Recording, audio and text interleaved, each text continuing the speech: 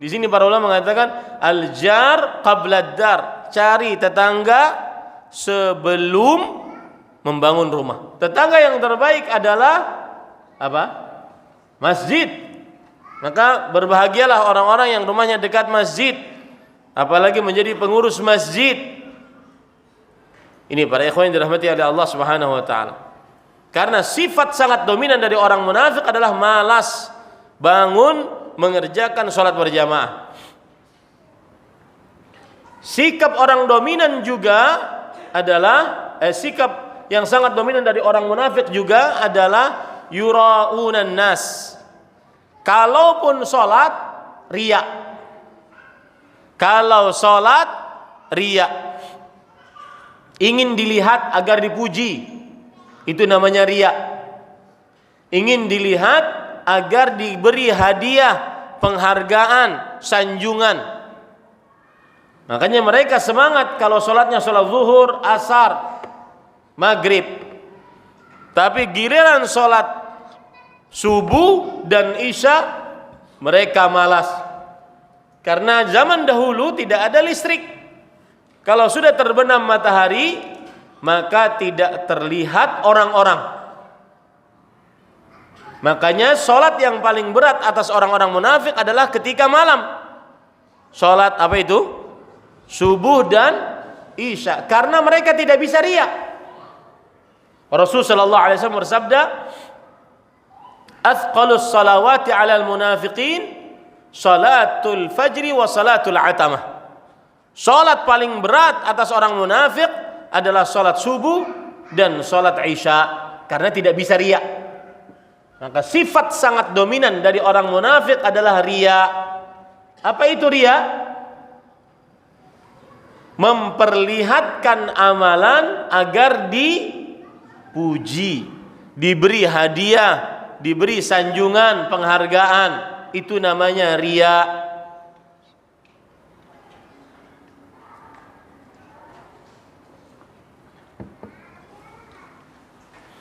Kemudian para ikhwan yang dirahmati oleh Allah Subhanahu wa taala, termasuk sifat orang munafik, salatnya sangat cepat, tidak tumakninah, tidak menyebut nama Allah di dalam salatnya kecuali sedikit saja.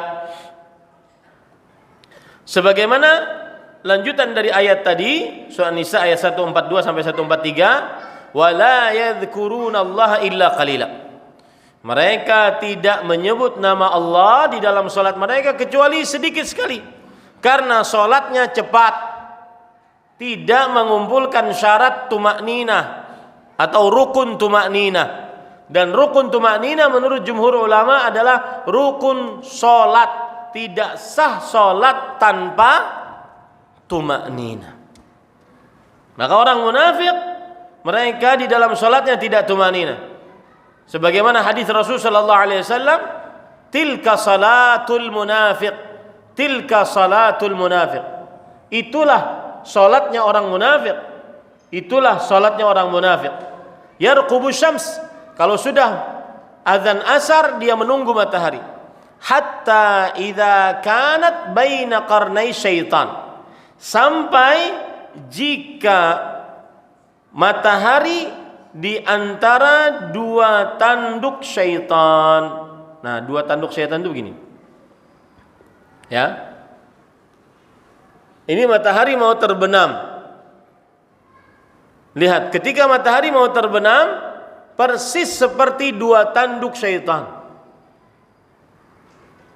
Maka para ikhwan yang dirahmati oleh Allah Subhanahu wa taala, baru dia naqara arba'an. Qama fa naqara arba'an. Baru dia bangun, bersegera mengerjakan salat dengan cepat seperti burung mematuk makanannya. La yadhkuruna Allah fiha illa qalila. Ia tidak berzikir kepada Allah di dalam salatnya kecuali sedikit sekali.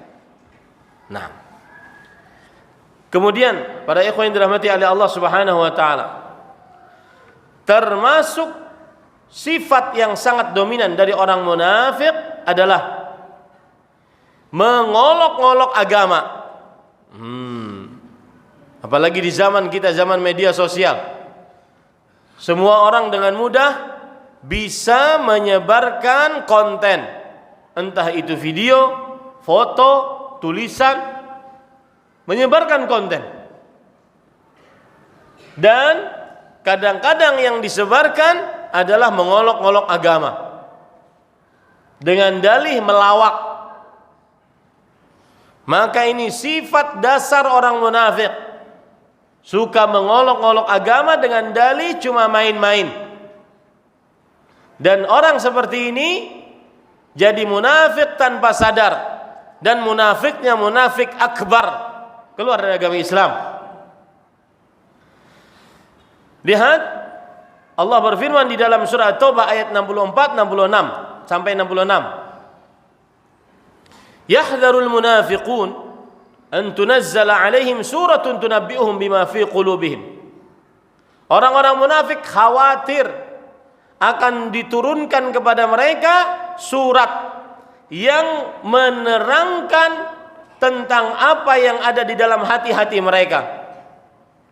Ya, orang munafik takut Allah menurunkan surat yang menerangkan hakikat diri orang munafik. Takut mereka.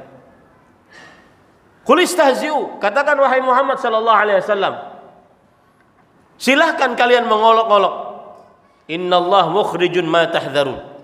Allah akan mengeluarkan apa yang kalian khawatirkan. Allah akan membongkar kebusukan kalian. Ini surat At-Taubah para ikhwah. Oleh karenanya Imam Qatadah rahimahullah mengatakan surat At-Taubah nama lainnya adalah surat Al-Fadhihah.